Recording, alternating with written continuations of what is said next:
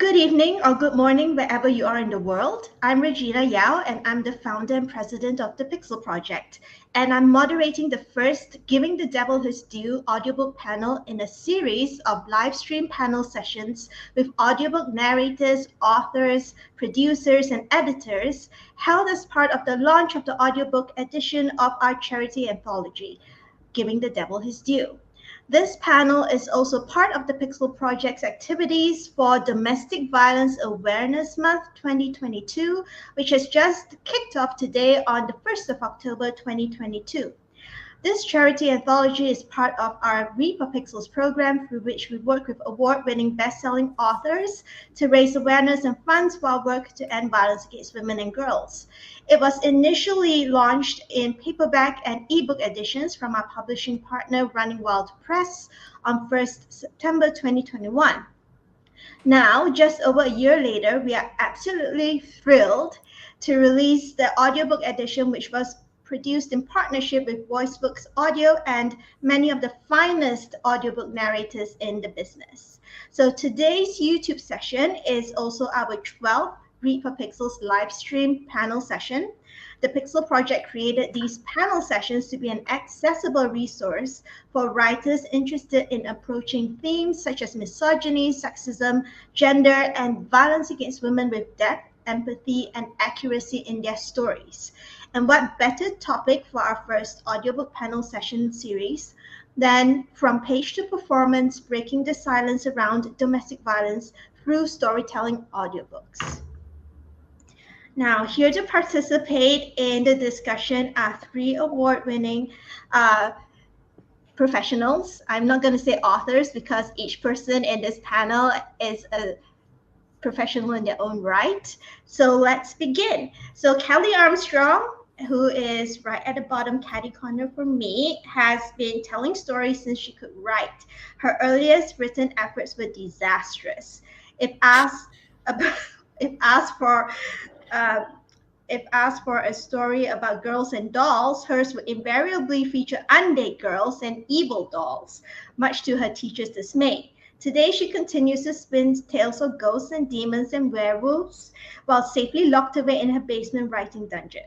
Kelley wrote the original story Happy Birthday Baby for Giving the Devil His Due, a story of a grieving sister who takes revenge on the man who killed her sister. And next to Kelley is Stephanie Cozart. Stephanie loves telling stories. She's an actor, audiobook narrator, teacher, director, and coach. She has appeared on film and TV and on stage in NYC and in major regional theaters all over the country. She is a proud member of SAG-AFTRA and Actors Equity. Her all-time favorite role in life is being a mom. Stephanie is the narrator of Happy Birthday Baby, and Stephanie has a treat for us quite soon after this. And next to me, last but never ever least, we also have with us the founder of Voiceworks Audio, Andy Paris. Andy is an Emmy-nominated writer, a director, and an actor. His most recent play, which he co-wrote with Anushka Paris Carter and directed off-Broadway, is called Uncommon Sense. Andy also has had a career in audiobooks spanning more than 30 years and now owns Voiceworks Audio, an independent audiobook, podcast, and voiceover production house. He is currently based in Winston-Salem, where he is the assistant professor of devised theater at the University of North Carolina School of the Arts. And now, you, the audience, will also be able to ask them questions live while we're having our discussion. And just to make sure that you are logged into your YouTube account so that you can type your questions into the chat box to the right of the YouTube screen. And Anusha Kantasivam, who is today's producer and chat box moderator, will relay them to me to read out to Kelley, Stephanie, and Andy to answer. And for those of you who are interested in getting your very own copy of Giving the Devil His Due, you can order the audiobook, the ebook, or the paperback from major booksellers worldwide, including Amazon, Kobo, Google Play, Apple Books, and more. All net proceeds go towards keeping the Pixel Project's campaigns, programs, and initiatives, such as this one, alive and kicking. So now we are going to, before we begin the panel's discussion, Stephanie has very graciously agreed to read a short excerpt from Happy Birthday Baby to get us started. Over to you, Stephanie.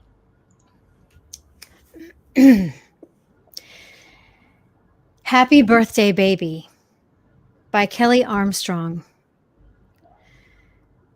Happy birthday, baby. Reggie hoists a fishbowl-sized Cosmo glass and waits until I raise my matching monstrosity of a drink and clink it against his. She'd have hated this, he says, motioning to his Cosmo, bedecked with a half-dozen umbrellas. But that was always the point, wasn't it? It was, I murmur. Baby would have hated all of this. The fishbowl cosmos, the faux fancy steakhouse with dim lighting that kept you from actually seeing your meal, the silly birthday hats bobbing on our heads.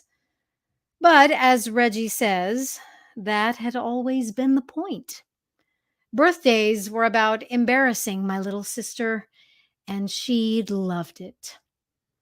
Baby had been the kind of kid who'd make us swear not to tell a server it was her birthday and then be bitterly disappointed if we did not. Reggie excelled at finding the line between delighting her and actually embarrassing her. They'd been friends since college.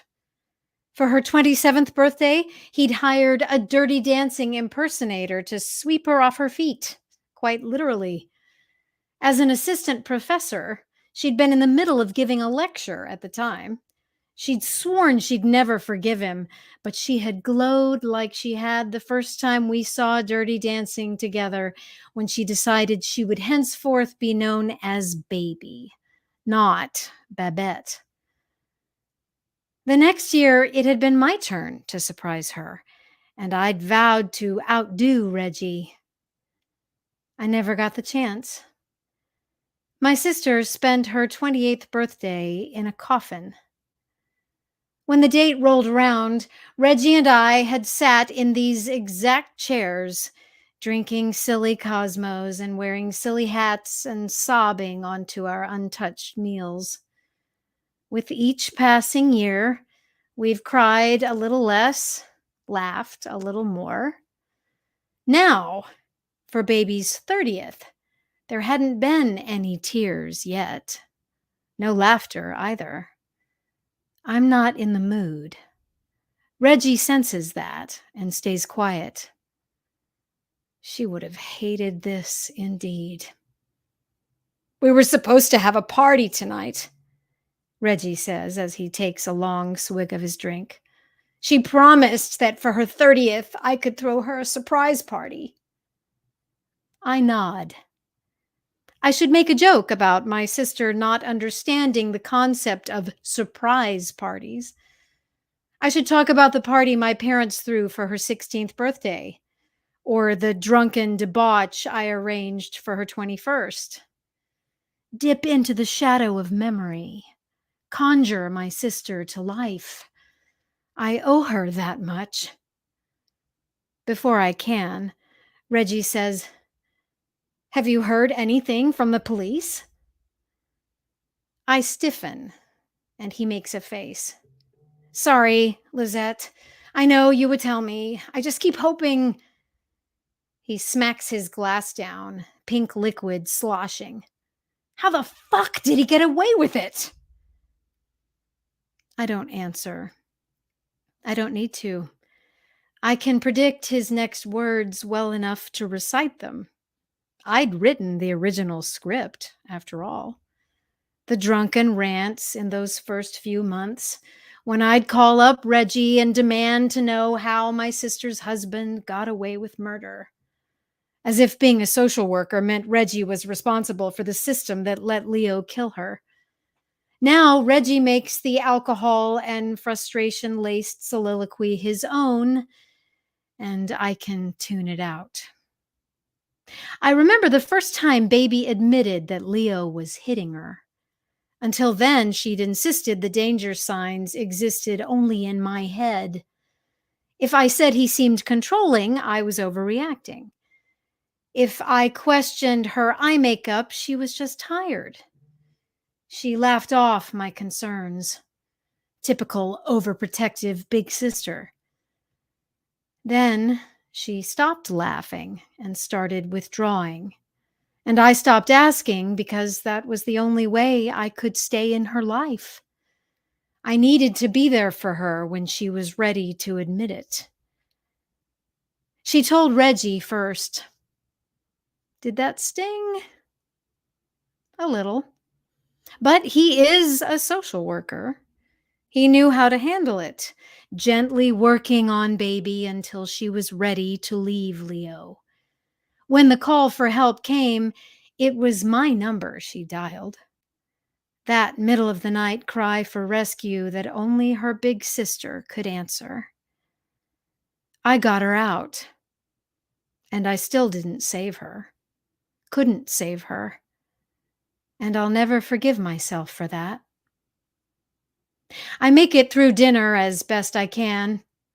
I push my food around, take a few sips of my drink, biding my time, because what I need to say cannot be said here.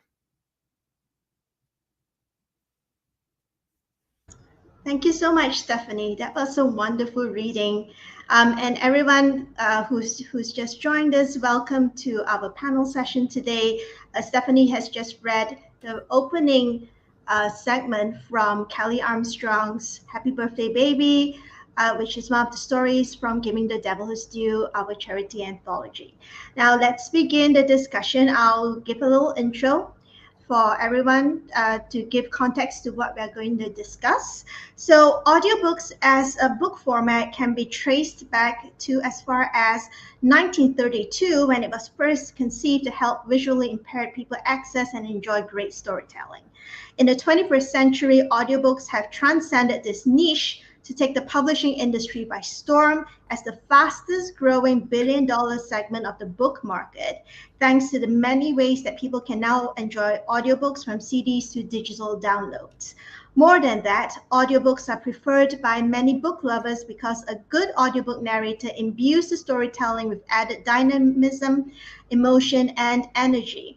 This adds an extra dimension to the story as they take it from page to performance, making the characters come alive and amplifying the underlying themes and messages while widening the audience for the book.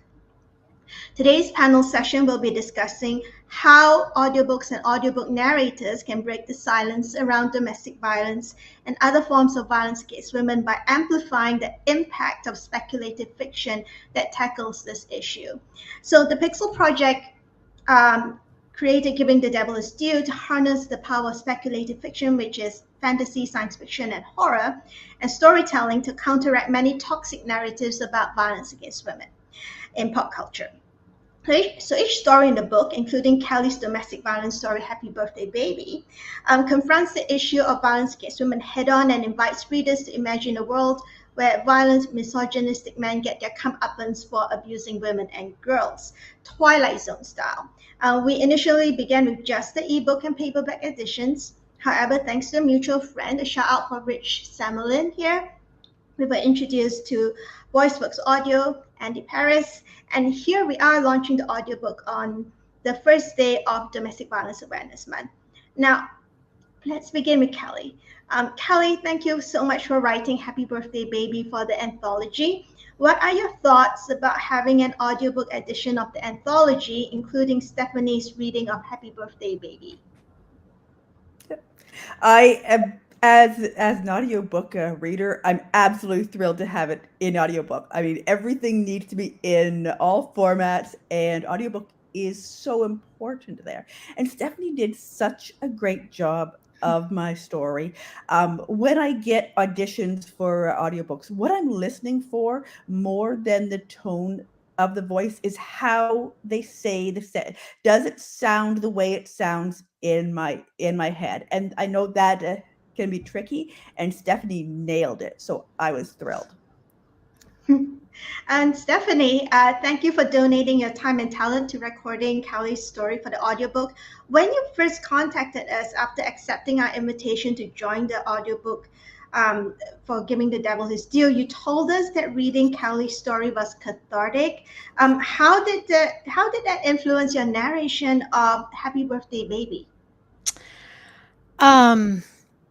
Well, when I read the story, often when I read audiobooks, I take notes even at the first reading. I'm writing notes down.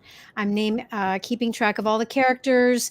I'm going to go back and figure out how they're all going to speak. I didn't do any of that with Kelley's book. I just read it just to have it wash over me and hit me. And I didn't make any notes at all. I went back and took notes later, but I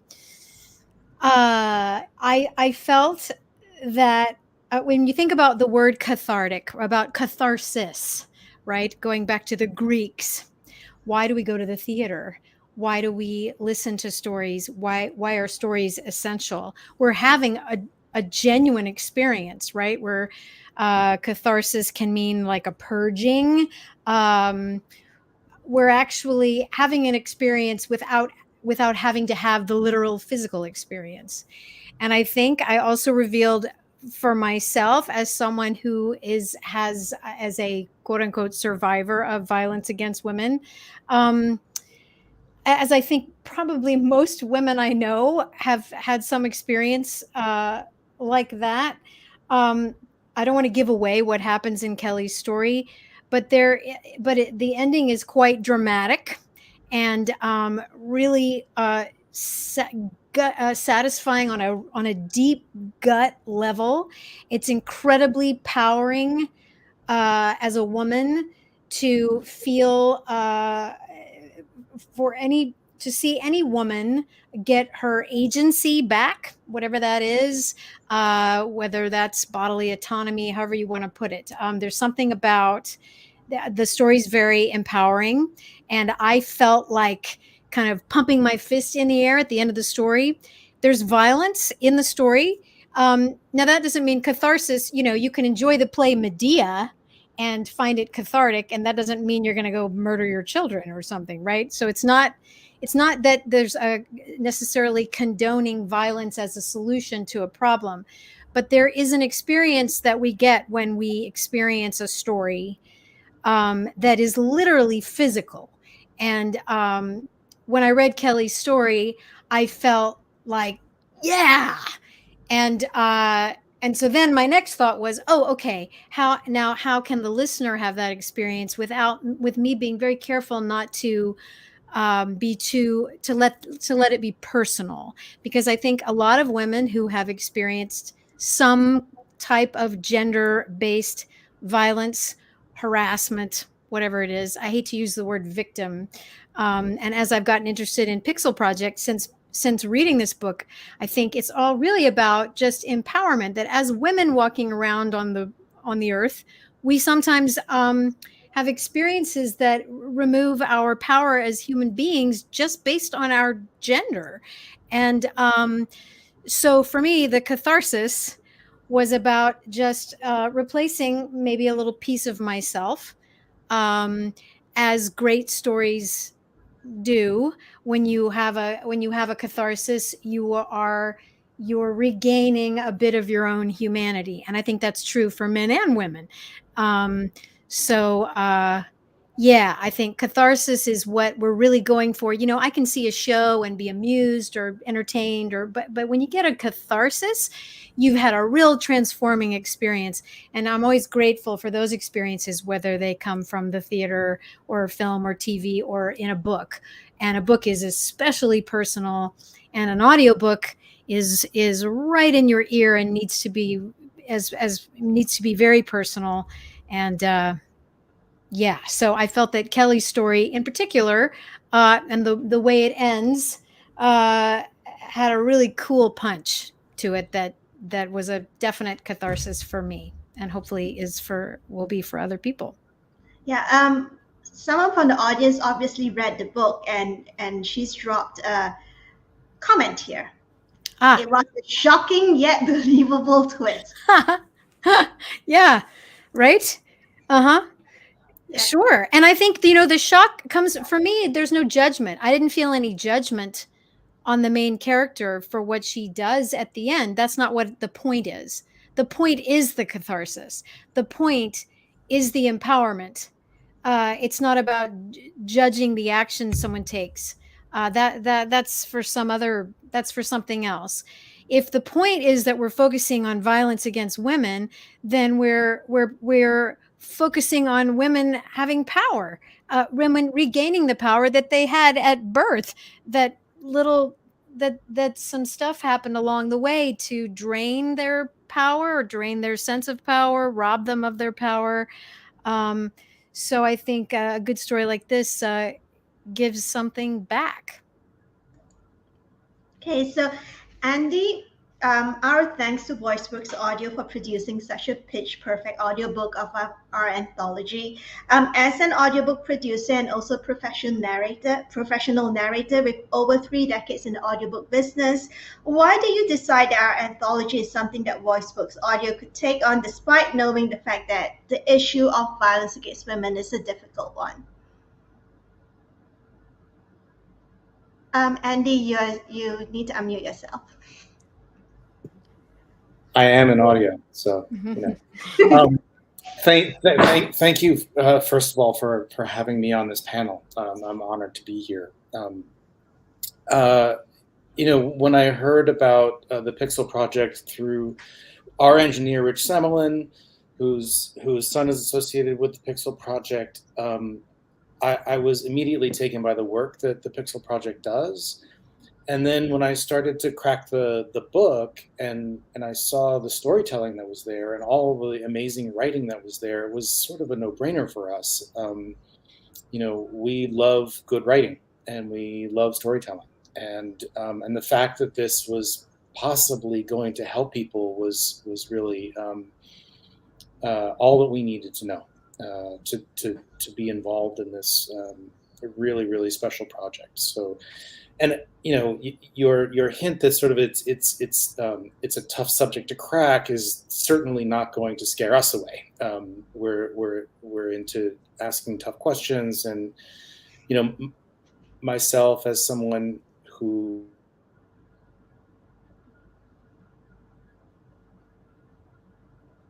Oh dear. I think Andy's frozen. Am I back? You're back. Am I back? You're back. Sorry.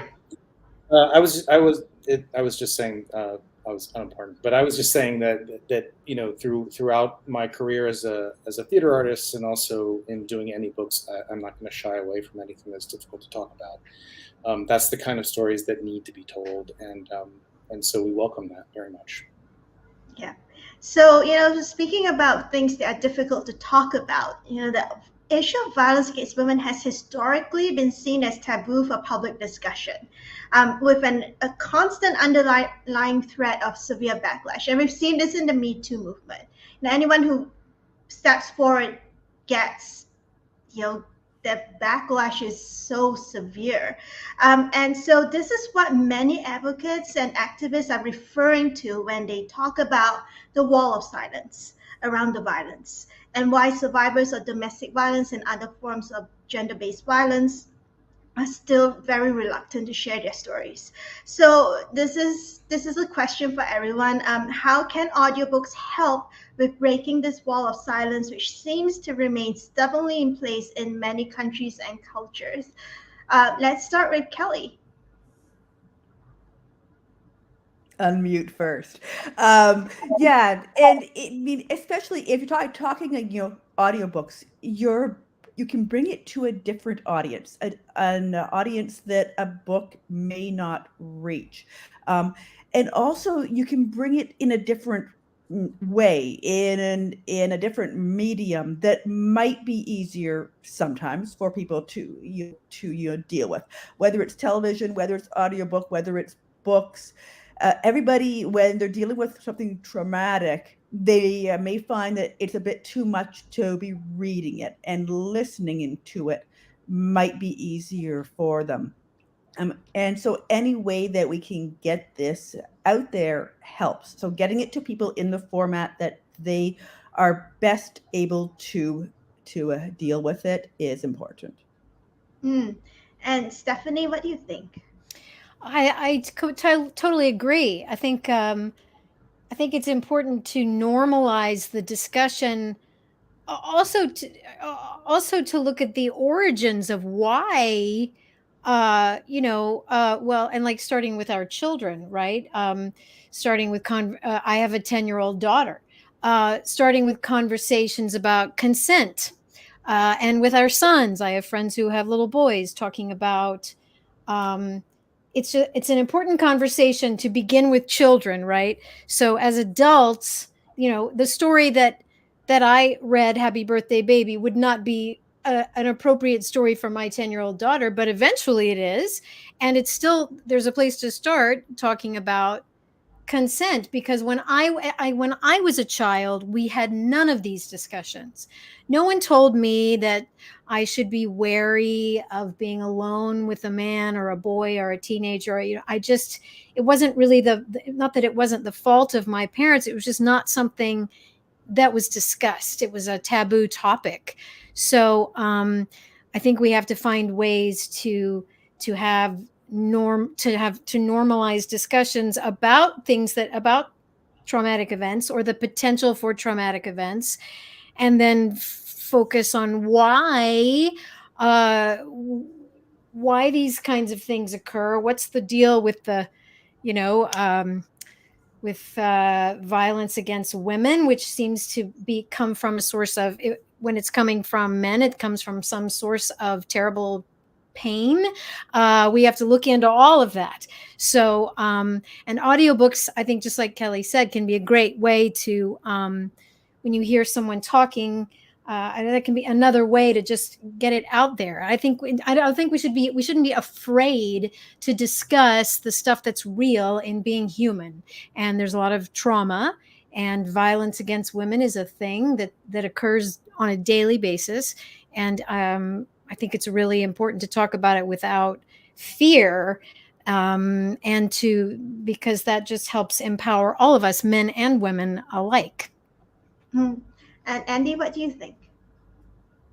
Yeah, I mean, Kelley and Stephanie really, said it all, I think. I'll speak, specifically to how audiobooks can contribute to this. I think one way is accessibility.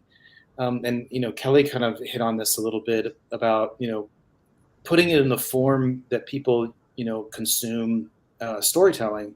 But, the written language is so limited for some people, either cannot or choose not to deal with the written language. And I think that allowing the story to be told, in sort of orally, I think just it offers it to more people, and more people who might really need to hear these stories. To help them through hard times, or to give them kind of ideas and openings to new ways of doing things, or new possibilities. So I think accessibility is a big thing. And I think another way is that when I read to my kids, right? I did when they were young enough that they would let me, and it's a way that I think people are comforted to hear stories being told to them by others. And it's just such a long tradition of storytelling, oral storytelling. And there's a reason why it's such a long tradition. It's comforting. It makes us feel good to be told a story, even if the story has some horror elements or has some difficult things in it. I think hearing someone else's voice communicating can be quite comforting, can open people up to storytelling in a way that maybe reading doesn't. And I think one other thing, because we're in the digital age, this is the last thing I'll say about this, but because we're in the digital age, it means that you can listen to a story and not have other people around you know that you're listening to it. So in other words, if you have to hold a book, people are going to see what you're reading. And I think, this may be a very private experience that people need to have. And I think audiobooks, especially now in the digital age, provides that that option to be just quite honestly totally private about what it is that you're consuming. Yeah, and it's that's actually pretty important given that what we're aiming to do with the book, because as you know, Andy, we had discussions about this, that there are resources tucked in at the back of the book. And wow, Christina Moore did a really great job reading out all. She read out everything, the URLs, everything. And it is important, because sometimes to get help, you can't let your abuser know that you are getting help. And a lot of times that is the crux of it, right? You can't get out, you can't ask for help because one, you don't know who to reach out to. Two, you can't let your abuser know, especially if you're in a domestic violence situation, or if your rapist is, the pillar of community type, and no one's going to believe you in town. So that's a really good point there, that if you're listening to it, if you put your earphones in your ear, no one's going to know what you're listening to. I think another thing connecting to what Andy just said, it also helps us realize that we're not alone in the experience of being abused or being harassed, whatever it's a private experience, and going, oh God, I thought there was something wrong with me, or I didn't know something that happened to me has happened to others. And so just like any great art does, and the thing about what Andy just said about it being private, to be connected to other human beings in such a personal way, and to realize, I'm not alone. You just can't put a price on how important that is. Yeah. So that kind of leads me to the next question, which is, how can audiobooks counteract stories and storytelling tropes in pop culture that normalize violence against women to the point of glorifying it as entertainment for the masses? Kelley, any thoughts? I have thoughts. And yes, we do see this, right? We see where storytelling can go, in the sense that violence against women can become normalized as a way of hurting a female character. If you have female characters and you want them to get hurt, what do? You go that route. You go violence against the women in some way. Not violence against them because they are in that for example, they are a detective investigating. Of course, they're going to then face violence, but violence because they are a woman. And you can see this in fantasy, where that is used as, how do you break a woman? How do you break her and make her come back stronger? And we have to get rid of that, because then it says this is the way to break a woman and she will come back stronger from it. And I'm not going to name things, but we see that a lot, where it is the only way of breaking them is through violence against women, rather than just violence. And then that is what something has to happen. They are a weaker character. This horrible thing happens to them, and they come back as a stronger, better character. And we have to get rid of that. And so putting it in the more realistic way here works better, where we are seeing that is not the turning point of their life. If that is going to happen within the narrative, it functions in a different way. It functions in the way that was the only choice that could have been made, rather than just that's your go-to every time you want to break a woman and have her come back stronger. It has to be violence against the women. Yeah. Stephanie? Oh, I completely agree with that. Yeah, I think because there's so many other things that happen to us as women in our lives, right? And making the violence against the woman, that some gender-based violence is this thing that causes the thing. It kind of gets boring. as the focal point in dramatic storytelling. There are all kinds of traumatic events that happen that are not um, about, oh, someone got raped or whatever. Um, I think there are better choices to be made. There are a lot of great women writers who are producing great things, and women producers putting stuff out there right now that I think is helping to um, change the story, change just the storyline a little bit. You know, I've had traumatic events in my life that had nothing to do with gender-based violence, and let's talk about those things. So I think it's helpful to have more female storytellers, which isn't to say that we don't have men doing great stories as well, but I do think that it is a trope, right? The thing that happens to the woman, and then how does she come back from that? So but I feel I'm of two minds about it. Well, on the one hand, we got to keep talking about it, because violence against women is like a poison. Like if something happens to a teenage girl, and then her brain is forming around that traumatic event, it affects so many things down the road that has to be dealt with. So there's that. So we do have to talk about it. But on the flip side, there are hundreds of other stories to tell about things that happen to women that are super dramatic and make for awesome storytelling. And a man I know who was writing plays said, well, I'm not sure how to write women. And I said, why don't you just write the male characters you're writing and now just make them women? And now you've done it. There you go. And he said, I could just do that. I said, yep. It doesn't have to. You don't have to. Humans are humans, so we don't always have to focus on that. The main thing about a woman is her gender. So yeah. So that's my response to that, I guess. Yeah, Andy, how about you? I mean, I don't know that I can add anything. I will say that it starts with good writing, which is why, I think this anthology works so well, because I think, people like Kelley and the other contributors,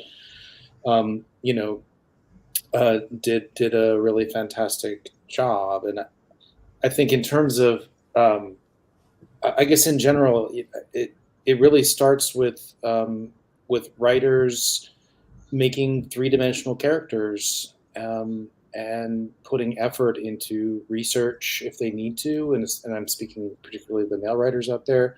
But I think that Stephanie has a great point that, the more we can accent female writers, non-male writers, I think the fuller and more three-dimensional the stories will be.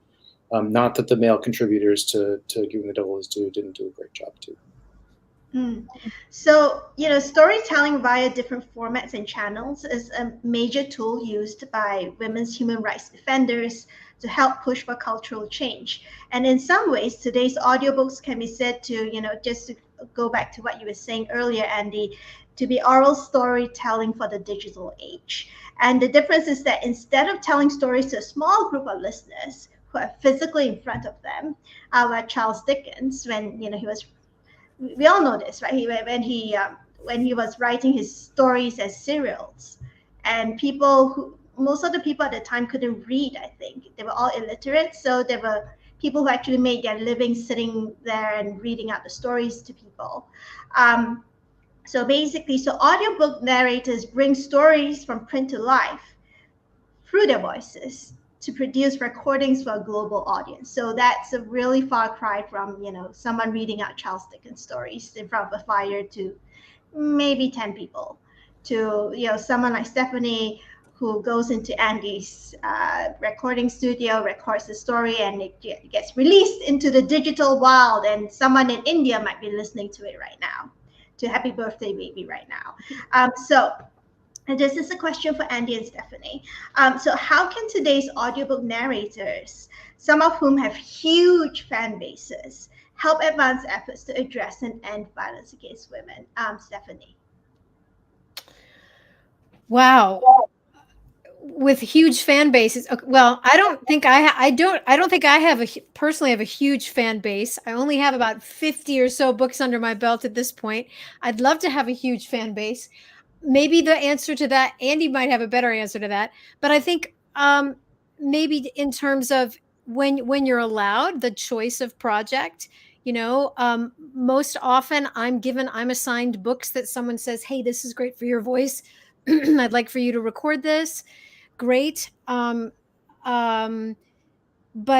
if for narrators with huge fan bases, I think it would be great for those narrators to make choices that address some of these topics that are worthy of discussion and thought. For sure, when you're allowed the choice, as an actor, because I'm also a stage actor, most often I'm doing what someone let me do. I'm doing like I want to do all of it. So whatever anyone will let me do, I want to do it. And it's very rare that I am turning something down. It usually means there's a conflict. It's been very rare that I've ever found something that I thought, I can't do that. That's not worthy of me, or I don't like it. But I think if there are narrators with huge fan bases, then I hope they're seeking out projects that address subjects that need to be discussed, that need to be out there in the digital, that need to be out there in people's ears.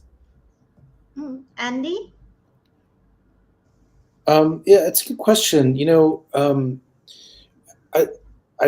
I repeat what I said before, which is really starts with good writing. I mean, there's only so much that actors have to wait for the material, and so having a big fan base is great, because if they do stories like that, then they are going to get out, to probably into more years, which is always good. But I think that it's different to tell people that something is an issue and say, hey, this is an issue. People should pay attention to this. And what we're in the business of doing is bringing that to them on a more visceral level through storytelling. Right? And it's harking back to something that Stephanie said toward the beginning about the physical nature of storytelling and how it affects an audience, that we have mirror neurons, so that, when something happens in front of us and we're following a character and we live through that character, it's as if we are going through it, and that causes empathy, right? So that's the storytelling cycle, where we follow this character, and then we feel like we've lived through it, and we might understand a little bit about what it's like to walk in their shoes. And so I think, concentrating, whether you have a big fan base or a small fan base, stepping into the author's intent and doing your job in terms of leading an audience through those characters' experiences is really the best thing you can do. I think if you're lucky to have a big enough fan base, then sure, those stories will go out into more ears. But I don't necessarily think it's a matter of like shouting from the rooftops, hey, this is a problem. I think we get a lot of input like that. And I think the thing that artists can do is really trigger people's empathy in a way that maybe advertising something or putting something up as an issue, that's a different thing. Yeah, and this is what the Pixel Project has learned over the years. Like, people don't listen to lectures. they don't, they just don't. And sometimes, stories in real life, news stories, like they just shut it down. They turn it off. They don't want to listen to it. They don't want to listen to, the 100th rape happening in New York City. But if we can get through to them through storytelling, whether it's on the page by stories that authors like Kelley write, or through audiobooks that that you all just recorded, then that's effective. Well, I think when you reduce anything to the singular, if you say 100 women were raped, it's too much. If you look at one person and you talk about that one story as beautifully and as specifically and as meaningfully as you can, then you get the big picture. It's like war can be it's overwhelming when you think about the large numbers, but when you have a specific story about a singular one, about one person, that tells the story for everyone. And storytelling is going back to the beginning of human beings. It's sort of, I think of it as a sacred job, telling a story, whatever the story is, as an actor, as an audiobook narrator, that, this is the most primal, this is the most basic thing we as human beings do. We've been telling stories to each other since we've had speech, since before we've had speech, and this is how we can change lives. And so, like, no matter what audiobook I get, that I'm lucky enough to get when I get a job, I focus on that book as though that's the most important story, regardless of what my thoughts are about how well it's written or what it could be. It's the most important story there is for the amount of time that I am working on it. It's absolutely critical, and it's a story that has to be told. And so I think, like what Andy says, that's what artists do, is we make it so important. And somebody, even if one person had hopefully somebody had a wow moment, or, oh God, I had an experience of empathy that they wouldn't have experienced had they not heard that story, then you've succeeded. Yeah. So, do y'all have any suggestions about how anti-violence against women activists and organizations can use audiobooks to support or be part of their advocacy and activism for justice for women and girls? Kelley. I think what's been said there is getting those stories out there in a different format. I mean, speculative fiction has always been known for that. Going back to Star Trek, it can be a way of addressing things like bigotry, misogyny, by putting it in there in a way that people aren't feeling like they are reading the latest news article. They're getting one person's account of it and what it was like for that one person to go through it. I think Stephanie mentioned earlier, for the person listening to that, if they've had a similar experience, that they can then say, it's not just me. They can see their own experience reflected in that and it validates it, which for a lot of us, we might think they should be, doesn't everyone realize that this happens? No, they don't. And hearing a story where they can pick up elements and say, I see now what's happening to me happens to other people, and it's not my fault. Andy, any thoughts on this? Only I think add one thing, which is I think this idea of seeing yourself in the character, something that Kelley's just talking about and something that Stephanie mentioned. I think it also accents the importance of broadening the field and allowing more diverse voices into the conversation, because it's not enough to only do one specific story about one kind of person. I think it's really super important that the field open itself up, continue to, because of course it's happening a little bit more now, but open itself up to a lot of voices from people who have traditionally been marginalized out of traditional novel writing or playwriting or anything else, really. The attention needs to be paid to make sure that marginalized voices are no longer marginalized and are part of the mainstream. Just because the audience needs it, that people need to identify, and there's a lack of material out there, I think, for some people to really see themselves. Yeah, and I'm going to make an observation here, having worked in the anti-violence against women field for so many years, is that the first go-to, alternative for telling stories, besides, giving talks and all that, is documentaries.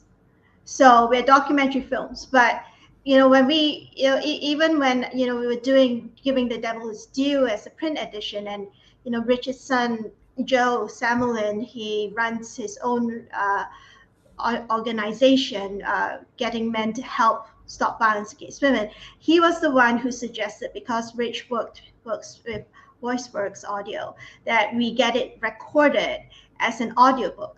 And, we had been thinking about it, but we hadn't really, excuse the phrase, pulled the trigger on it at that point.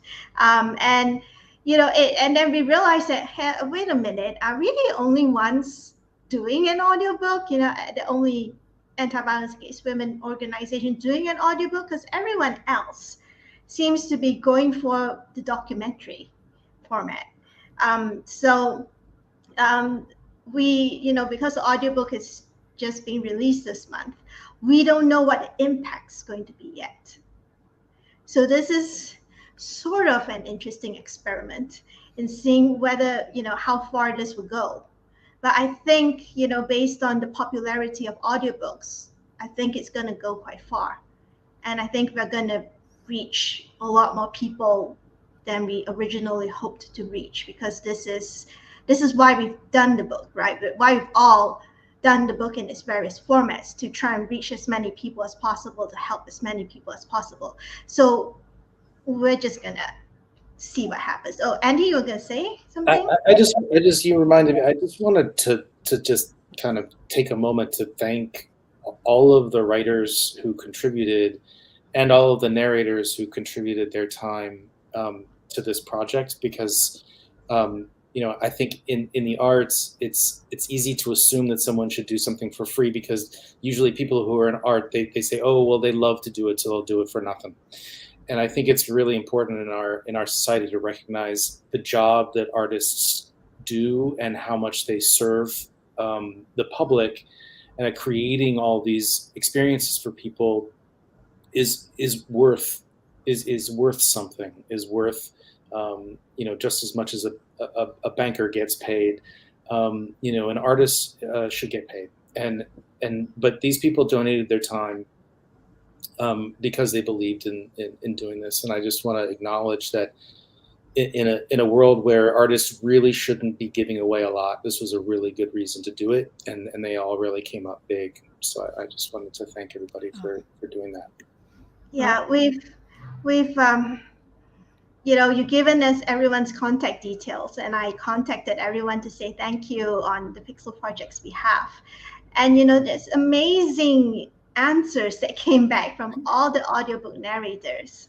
And we are so very appreciative of everyone. We know that, artists should be paid. And we're just so grateful and appreciative that everyone decided to just donate their time and their talent to do this. And it's the same with authors. We've been working with authors like Kelley. Kelley, we've known you for how many years now? Is it 6 years? 7? A lot of years, I think, yeah. Anyway, the Read for Pixels program is actually going to be 10 years old next September. We started with, we were amazed when we started it. The idea just came about because we all love speculative fiction, and half of the Pixel Project's team members are avid readers. And, and we thought, oh, well, how are we going to, we were talking about audiobooks reaching audiences, right? We're talking about storytelling, being able to reach people in a way that just straight up advocacy does not reach. So that's how this came about. That how are we going to get things through to people who just refuse to listen to anything else, or who refuse to acknowledge that there is an issue here. Violence against women is a massive issue. And so we came up with this. And who knew, like 10 years, almost 10 years, more than 200 authors, 12 narrators, producers like Andy, all the major publishing houses and all later. It's always been a joint project. This program, Read for Pixels program, has always been a joint effort with everyone. And we join Andy in saying thank you so much to all the artists who contributed so much of the time and talent to the program. Well, working on it was a no-brainer. It was a total pleasure and a privilege, and I would do it again in a heartbeat. So thank you. And all the other narrators said similar things to me, so they all felt that way. Yeah, and one thing that Stephanie said the word cathartic, right? I'm just going to share this little story with you all before we move on to the final section of this discussion, which is we have when the ebook came out, we have all the reviews piling up underneath the Amazon listing. And one person said, and I'm going to paraphrase this, saying, "Thank you so much for this book. This is so cathartic. I don't need to go, murder my abusive brother-in-law now. I don't need to go to prison. I've read this. I feel so much better." Hey. And I think it works because, you really, there really are times I'm going to say this. It's a confession. There really are times when you get so angry. Why do you want to, you look at these violent men and you're like, what? Yeah, we all know the reason why, and that's a whole other thing to talk about. Mm-hmm. But, it in a way, it doesn't make sense. Why are you abusing other people? Why are you battering other people? Why are you terrorizing children? Why are you terrorizing women? Why are you terrorizing the people you're supposed to love? So the anger is there, but the stories that are in the book, we're so glad that we've given at least one person some catharsis before she went and did anything. Right. Extreme. We wouldn't want that, but that is the level of anger I think that Lisette felt, right, Kelley? That the level of anger that she felt about baby's murder, Mm-hmm. it's right there. So we stopped another Lisette in a way. So let's get to the final segment of the discussion, which is, getting down to the nuts and bolts of storytelling for audiobook narrators who, in the course of their work, would encounter stories about violence against women that they have to read, or stories that include violence against women.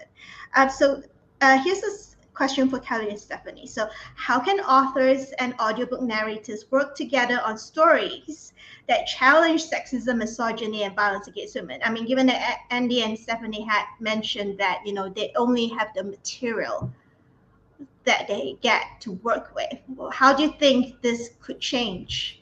Is there some sort of more active way that audiobook narrators and authors can work together? Kelley?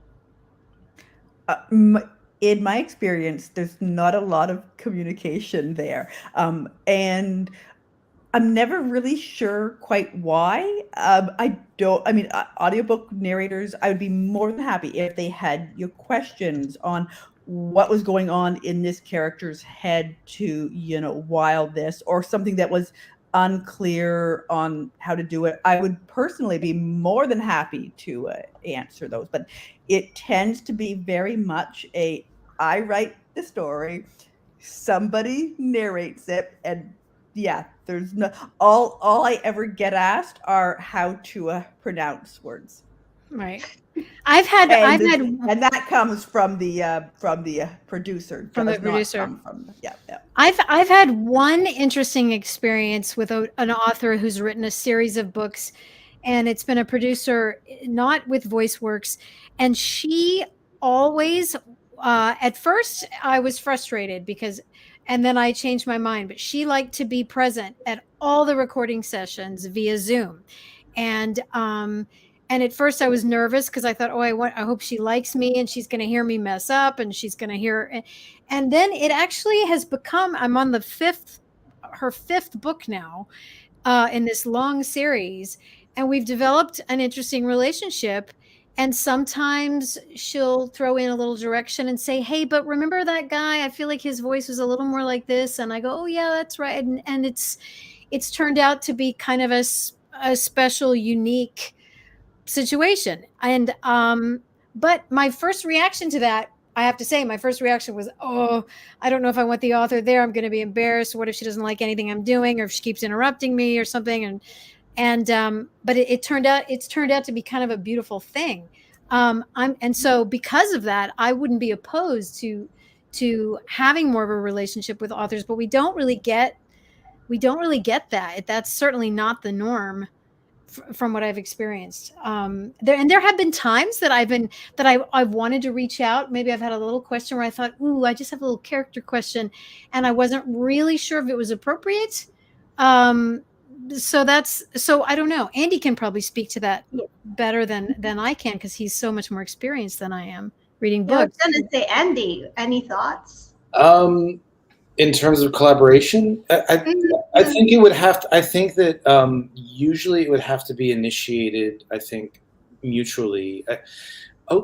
Sometimes it's a little bit about how the business works. So a lot of times audio publishers are buying subrights for books. So sometimes there's like 2 or 3 gates before they could even get to the author. Right. And a lot of times those gates are closed even before the author even knows, or sometimes the author themselves close them. But I think more often than not, it's like, agents and publishers, and then big publishers, they tend to sort of not want to kind of engineer that access. And so sometimes there's a lot of barrier there. But I do know of collaborations between authors and narrators that do happen, and a lot of times it's just one of them, finding a way to contact the other directly, and just offering, to want to work with them.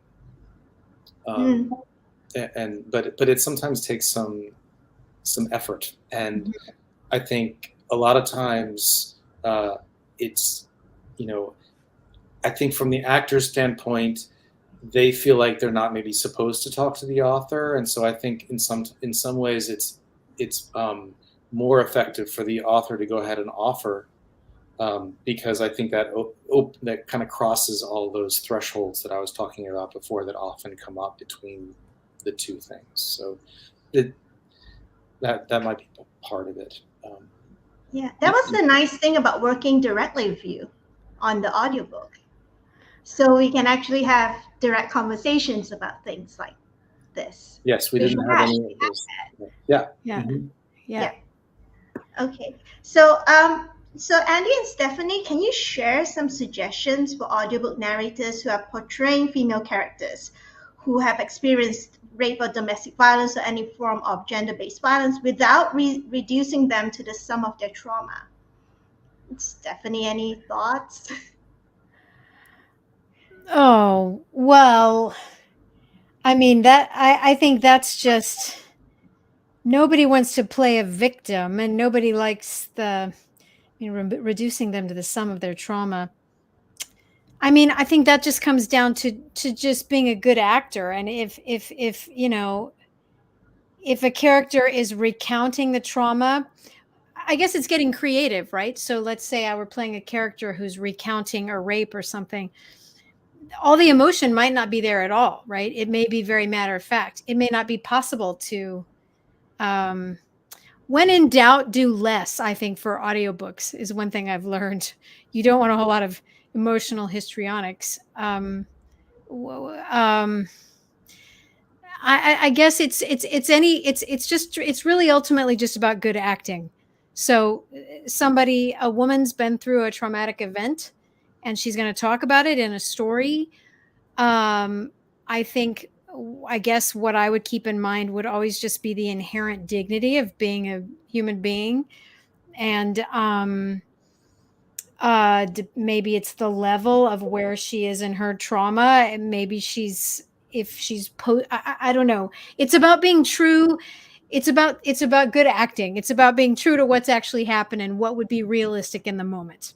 Maybe someone's just been a victim of rape or violence or both, and is having to recount a story to the police, and what would be the honest way that would come out. I think in that question you say, reducing somebody to the trauma. I don't know. I think we've all experienced traumatic events. And then we've all had to recount them at some point. And in terms of women and trauma against women,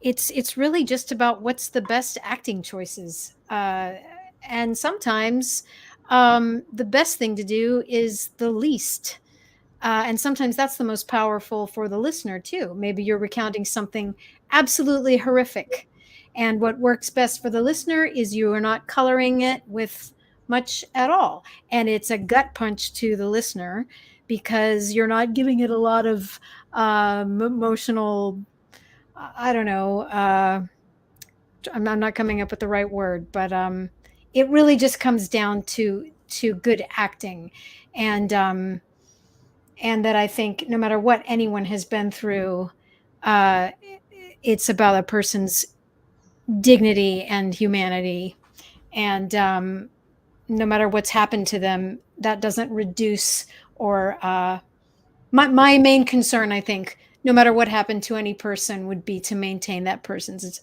dignity, no matter what. That was a lot of words. I'm not sure if I answered the question right. Andy? You know, I guess I'm going to go back to something I said before, is that a lot of that really starts with good writing. There's only so much, you know, in terms of whether a character ends up being, you know, portrayed as the sum of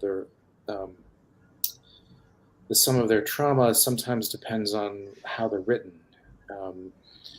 But I agree definitely with a lot of what Stephanie said in terms of doing less, of concentrating on the action more than the emotion quotient, and you know, making sure that as a narrator you're conveying the point of view that the author has about how this is progressing the story, and not get too caught up in emotional meltdowns, if that's what we're talking about. And so but a lot of that starts with how a character is written, and I think Is this something that audiobook? I was actually thinking about that the other day, and I was thinking, well, if an audiobook narrator is being given an assignment and the story has, you know, has bridging, and it has all sorts of horrible things, you know, using violence against women as a plot point and things like that. Like how do audiobook, you have the material in front of you, right? And you can't really change it. So how do you? Yeah, sometimes that's tough. I mean, I'm sure Stephanie has lots of stories to tell you about that, because not all the content out there is as good as a Kelley Armstrong story. And you know, you should try Amish romance one day. I've done some of those. I'm not joking. There's a lot of that. So no, you know, yeah. I mean, if there's a scene and the writing calls for an extreme breakdown and someone is sobbing, I would say that you know, and I have to do that, and I have to be crying, and so I would say that I can't change the writing, I can't change what the author wrote, but I have a tendency to have a lighter touch then you know, also you can't scream into the microphone, right, because you can't listen to that. So I think I have a tendency when things get really heavy, if I think it's overwritten, which it's hard not to judge, but sometimes you are judging the writing a little bit, and if it feels a little bit overwritten, I tend to maybe have a slightly lighter touch, but still say all the words that are written and still try to give it all that the author wants to be there. Yeah, but Andy's right. I mean, good writing is good writing. And boy, when you get good writing, it's so satisfying to read, and it's so much easier to read because you kind of feel like the author's just, you know, told you what to do. And you know, good writing is a dream, you know? Yeah.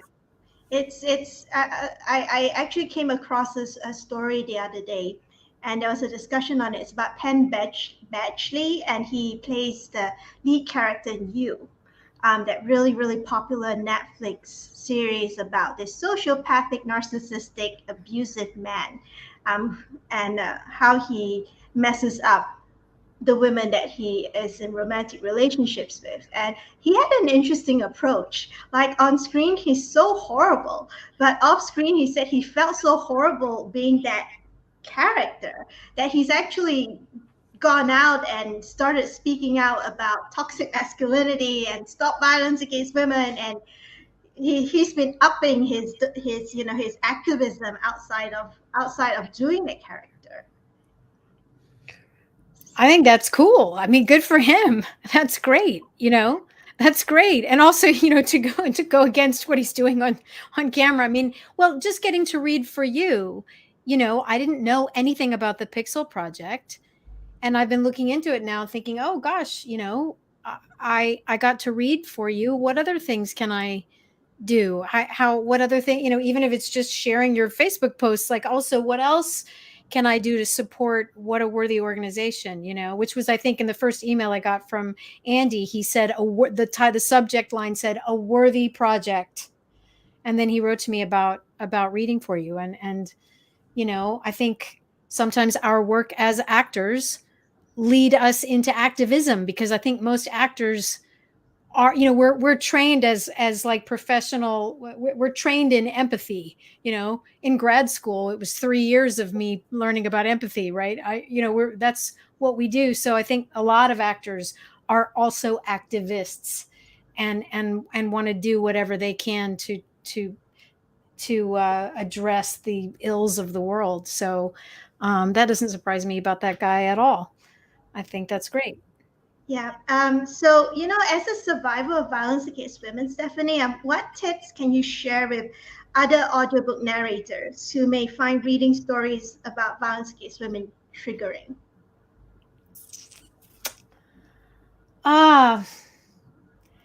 Gosh, like for me, I didn't find in the story that I read was not, triggering in so much as it felt awesome. It was, it was cathartic, as I shared. But I think it's so individual to the person and what kind of experience they had and where they are in their journey of suffering, whether it was far in the past and they've moved far enough beyond it, or had a lot of therapy, had a lot of help. I would say not to shy away from it.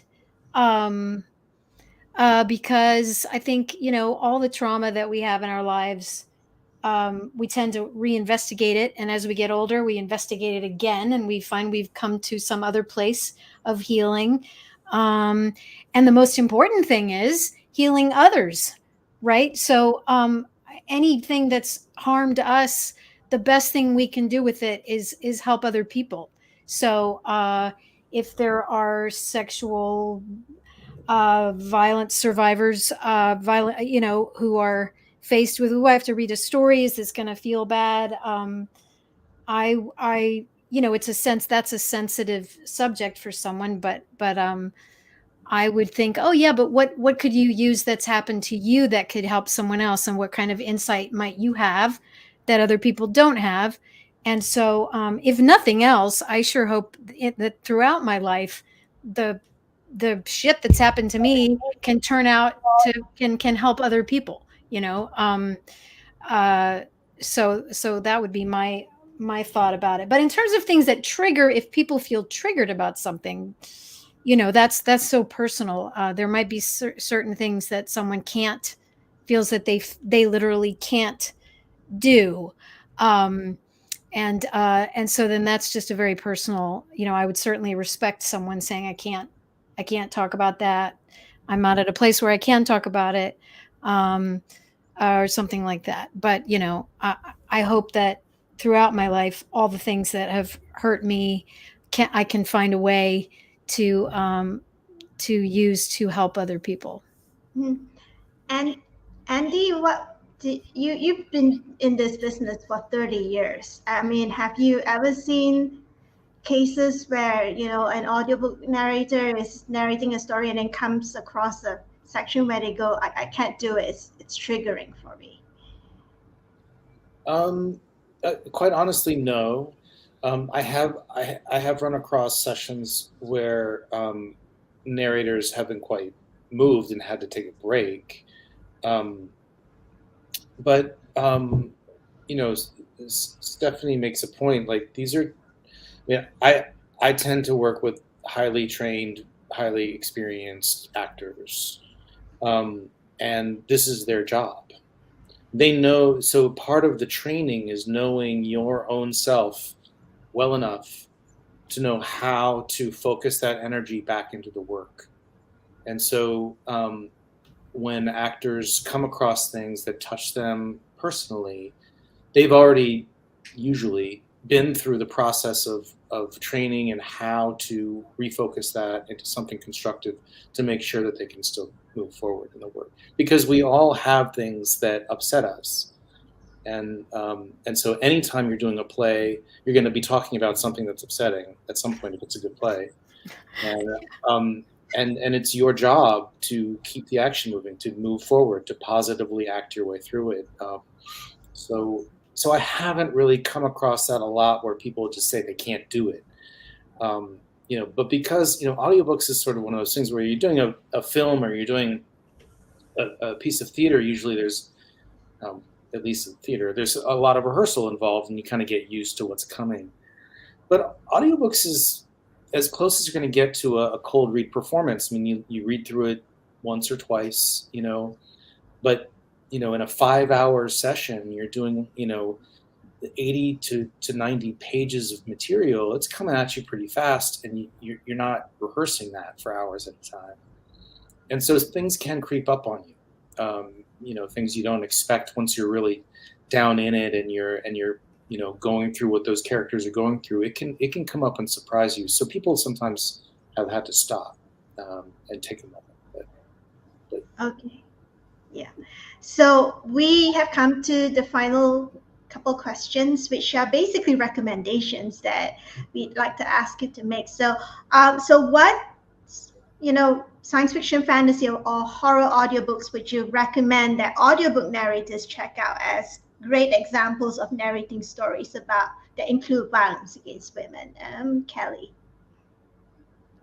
That's really tough for me. I think I can recommend things that as a writer, I found, someone did for me a really good job of it. But it's tough for me to say yes for an audiobook narrator. So I'm going to pass that one over to Stephanie. I'm not going to do much better. I'm not going to do much better on that one. You said for violence for writers. Yeah, Sorry. for as maybe if an audiobook narrator was trying to find some examples of how someone else handled a similar type of genre, handling violence against women, what would you recommend?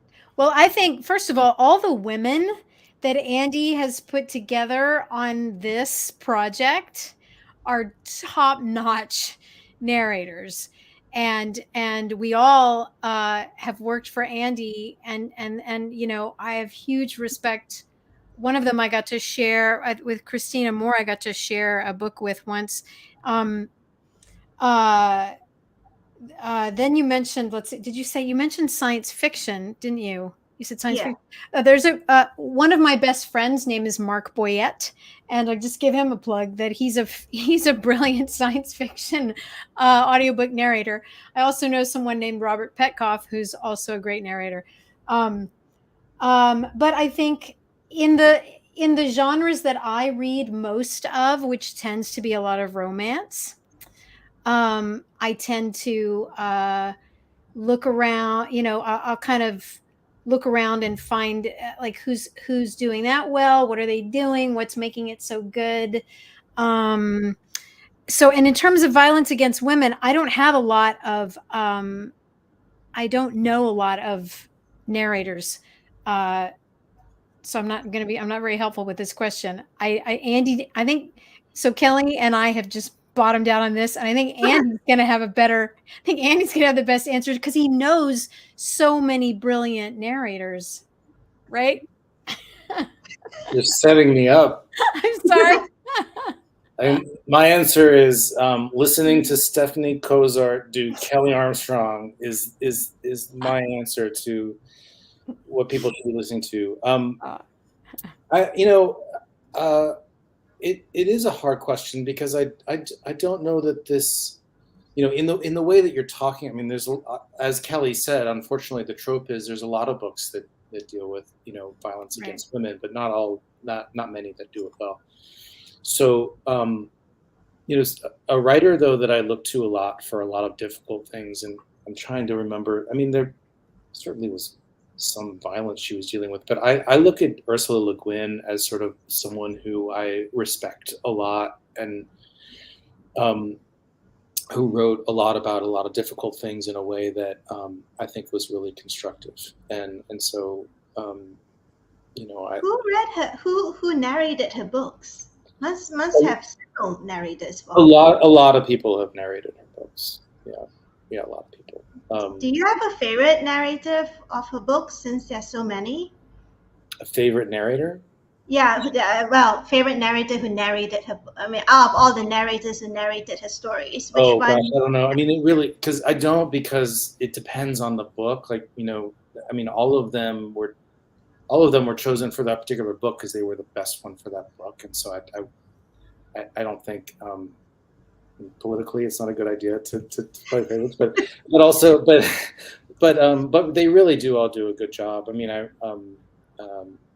I know, like, George Guidall doing Left Hand of Darkness was, pretty awesome. I think Christina Moore has done a couple of Ursula Le Guin books, or at least played kind of, and she was also reading a lot of, she read kind of like a nonfiction sort of memoirish type book that Ursula did too. That was really quite good. Yeah, I don't know. We all none of the three of us. I asked the question that everyone choose. I asked the question that stumped everyone, and that's actually the final question. But I'm just going to make an observation that when I listened all the way through Giving the Devil His Due, I just noticed so many different approaches to the stories. Just every single narrator had a different approach to telling the story.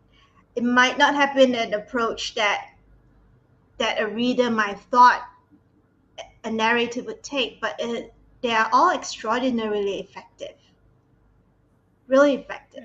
From Christina's very gung-ho narrations to Stephanie's very precise enunciations to Samuel Rukin's that narration, Samuel's narration. I'm like, oh my God, I'm listening to an abuser right now. I don't know if I should feel triggered or if I should feel like this is great, So yeah, it's so many different approaches. Well, and it depends so much on the story. I might have a book where I'm talking a little bit like this because the narrator talks like that. There's it depends on the story, how you come at it,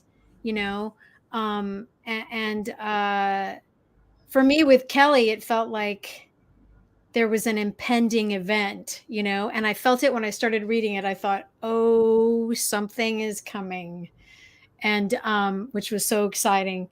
And I think I think it, like what Andy says, he works with a lot of great Andy's interested in hiring really good actors, and so a good actor is going to look at the story and go, this needs to be read with this in mind, or that in mind, or and so I think that applies to all stories, and stories with violence against women. You get a really good actor, that story's gonna get read really well. Ultimately, it's hiring, it's people like Andy choosing good people. Yeah. Well, these folks are, I mean, in addition to Stephanie, people like Robin Miles and Karen Chilton and, Sam Rukin and Elisa Bresnahan, and they're just the cast of people who agreed to do this, and there are more, are really very good actors and dealt with, I think, the material quite well, all of them. So. Yeah. And just to wrap it up, I'm just going to say, Stephanie mentioned quite a bit about how, people know something's coming in the story. And just to wrap it up, Kelley when Rebecca Brewer, who's the editor for Giving the Devil His Due, and I were reading Kelley's initial draft, we both had the same reaction. So, and it's really, really hard to write a story with a real twist at the end and have people not know that something's coming, but not know exactly what something's coming, what that something is. And Kelley managed it, even in when she sent it in, and Kelley sent it in. So Rebecca and I sat down and read it, and I said to Rebecca, something's coming, right? Just sitting there reading. And so basically I just, emailed Rebecca and said, okay, that was a trip. Yeah. And right, because we took inspiration from Rod Serling's Twilight Zone, the original Twilight Zone, and one of the hallmarks of the original Twilight Zone, when I think we sent Kelley that brief, right, and it's basically that it's always a twist at the end that nobody expects. I mean, at least when you're watching the episode for the first time. And that is insanely difficult to do because people have been reading mysteries and thrillers and horror for such a long time that they expect something. Right. So the art of the twist, I guess, is, to make sure, well, people know it's coming, but you need to make sure you surprise them when it comes. And Kelley managed that. And, she Happy Birthday Baby is actually one of the shortest stories in the anthology. And I don't know how you did that, Kelley. I feel like reading it and I'm like, it's a short story. How's Kelley going to do this? And then at the end, we're like, oh, this is great. Yeah, and it ends so perfectly. It ends the way it begins, which is delicious. Yeah. It's it's very satisfying to get to read something that's that good. Yeah. So anyway, we've come to the end of the discussion. And before we wrap up, just a quick reminder to all of you who are interested in getting your very own copy of Giving the Devil His Due. You can order the audiobook, the ebook, or the paperback edition from major booksellers worldwide, including Amazon, Kobo, Google Play, Apple, and more. So I'm going to share a little slide here. All right. So you can find out more about the anthology by going to bit.ly/Giving the Devil His Due. This is cap sensitive, so make sure you get it down accurately. And please note that we are two things. We are currently having a special launch price of $10 for the audiobook via selected audiobook retailers. And this will run from 1st October to 15th October in conjunction with Domestic Violence Awareness Month. And to encourage everyone to get the audiobook for the price of a coffee and a pastry. Is it still a price of coffee and pastry with inflation? $10? That sounds about right. Just also let everyone know that the audiobook will come out gradually across different platforms over October. So if you're using a particular platform, Audible or Storytel, and it's not out yet, just check back, mid-October or so if it's not out yet. And also, additionally, we have teamed up with 12 of the 16 authors, including Kelley Armstrong, to offer a special anthology bookplate for buyers. Each author has 16 signed bookplates, and it'll be first come, first served. So, and it includes a resource for domestic violence and sexual assault victims and survivors in 205 countries. And if you want one, just, there's a form. Just go to Giving the Devil His Due, the link there. Click on a button there that says book plates and fill in the form, and we'll get onto you. And Kelley still has some book plates, so first come, first served. And if a horror tinged anthology like this one is not your cup of tea, we are also currently running our Read for Pixels fundraiser that has plenty of author goodies available throughout this month from authors and or publishers from genres as diverse as mystery, young adult, science fiction, and fantasy, and of course horror. It is the slowest fundraiser we've ever had. I'm not even joking. So we're trying to reach 5K, which is a pretty modest amount to keep our lights on. So everyone, if you see any, if you go to the link which the YouTube chatbot moderators Anusha and Xiaoqin are gonna put into the chat box, just click to go through, and you see anything you like, just click to get it. It's in crowdfunding format, so once it's gone, it's gone. Or you can just make a small donation to us. That would be wonderful. So I'm gonna take this off screen now. So if anyone wants to know anything about violence against women and what you can do about it, please visit the Pixel Project's website at www.thepixelproject.net.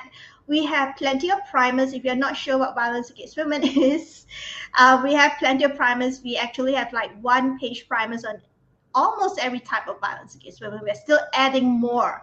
I can't believe it. After like almost 14 years of doing this, there's still new types of violence against women that we have to add. Like, people actually find new ways of abusing women and kids. This is terrible. But anyway, if you're new to this and you want to learn more, we have these primers which include reading lists, links to articles and studies and all. And we also have lists of helplines that you can get help from, and all the other things that, we also have different campaigns from Read for Pixels. So if you're a pet owner, for example, we have one for you for October. People and Pets Say No. Dress in purple, hold up a sign, hold up your pet and smile. So basically that's the gist of it. So anyway, so thank you all for being with us today, Stephanie, Andy, and Kelley. And thank you to everyone who's been with us this evening as well, or this morning, wherever you are in the world. Have a good weekend, and check out the audiobook. Thank you. Thank you. Thank you. Thank you.